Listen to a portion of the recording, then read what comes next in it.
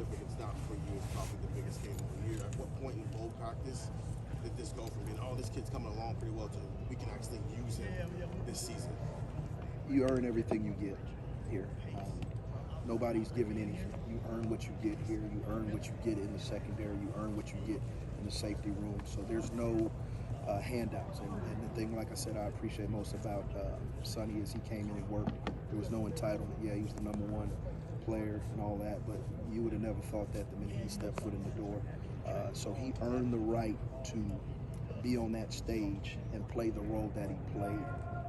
And that's just a credit. I tell guys it's not about their age, it's about your mindset. And he has a great mindset, and he's very coachable, and he wants to be the very best he can be. So, what you saw that night was something that he earned, and that would continue to be the case moving forward for all the guys in the room. And that skill set, that athleticism, he's a very different body type than most safeties in the country are. When you have something like that, does it kind of get your mind thinking about not just what you can do with him, but maybe how that impacts the way you want to use some of the other safety positions, depending on where you want to put him at? Yeah, I'm thankful for his mom and dad. Little DNA there, but the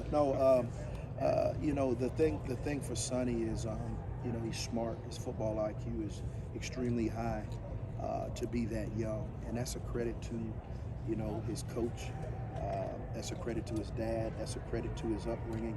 And that's a credit to his great focus and, discipline. And so the exciting thing is we haven't really even scratched the surface of what he can be, and I can see him being. And so that's what's exciting. That's what's exciting about the offseason right now. That's what's exciting about getting 15 practices of spring ball. That's what's exciting about going into summer, because this is his first spring ball. He didn't have spring ball last year. So, there's a huge ceiling. But the biggest thing I love about him is he's focused, he's humble, and he's locked into taking it one day at a time. Perry, how have you guys as a staff, especially in the secondary area, addressed those huge plays that were given up in that Michigan and in the Georgia game? What have y'all gone back and looked at, or that can be remedied, fixed, etc.? It comes down to fundamentals, technique, and execution. Now as simple as that sounds, it comes down to those three things. And really and truthfully, you watch it, you address it, and then you attack it when we get on the field. Yeah. And you put them in those very positions the best we can to make sure those things don't happen again. But at the end of the day, probably the most frustrating thing, it came down to those three things, and I know that we're more than capable of doing those things. So have y'all addressed, though, maybe y'all as a staff put some people in some situations that were, I don't know, uncomfortable for them? I'm talking about player-wise. I mean, what did y'all specifically address in those areas, I guess? Those guys had made those plays several times. It just, once again, it came down to a lack of fundamentals, technique, and execution. They weren't put into any situations that they hadn't been put in the past. And they'll tell you that. The one thing we won't ever do, we don't make excuses. We didn't execute the way we needed to, period, point blank. And so a lot of times, with that being said, you can kind of go back and say, well, this, well, that. No, we didn't do that. I didn't prepare them well enough.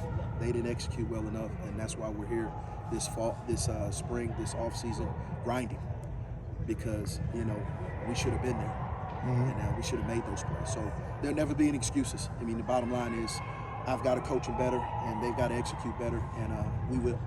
What's your first impressions? You guys haven't been on the field yet, but what's your first impressions when you see Malik in the weight room, training, things like that? Malik's extremely explosive, plays bigger than what he is right now. That's kind of the task that he knows, just being a pro about, putting the weight on. Our nutrition staff's doing a phenomenal job with him. And just the biggest thing is he's smart. He's got a high football IQ. He's very, very versatile. So we're going to be able to do a lot of things with him. And the cool thing is he's here. He's here working out. He's here, early morning workouts. He's going to get 15 practices in. So I'm excited, on a number of fronts from him, but I've seen great progress from him in these 2 weeks.